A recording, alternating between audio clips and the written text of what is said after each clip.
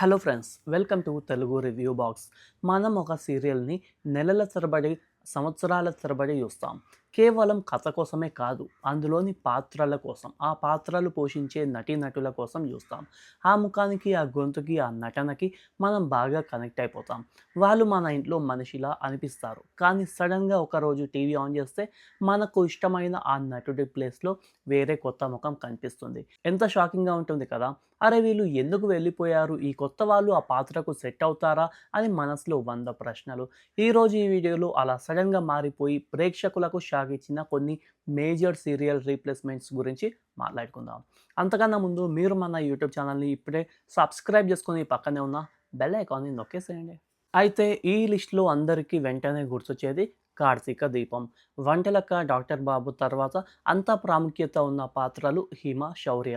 Generation leap తర్వాత ఆ పిల్లలు పెద్దయ్యాక మొదట ఇద్దరు నటీమణులను తీసుకొచ్చారు. జనం వాళ్ళకు అలవాటు పడుతున్న సమయంలోనే సడన్‌గా వాళ్ళని మార్చేసి కొత్త వాళ్ళను తెచ్చారు. దీంతో ఫ్యాన్స్ చాలా డిసప్పాయింట్ అయ్యారు. ఆ కనెక్షన్ మిస్ అయింది అని చాలామంది ఫీల్ అయ్యారు.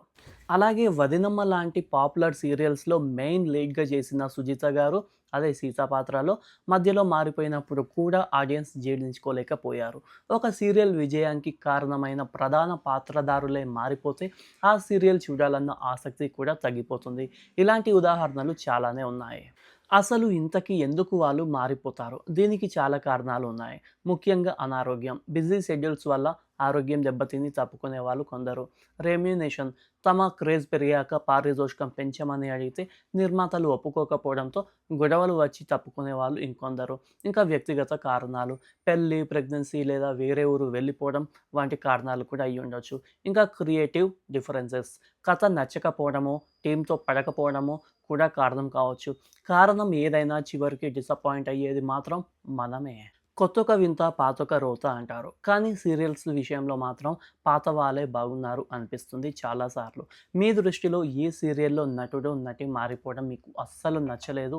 ఎవరి రీప్లేస్‌మెంట్ చూసి మీరు బాగా షాక్ అయ్యారు? కింద కామెంట్ సెక్షన్‌లో చెప్పండి.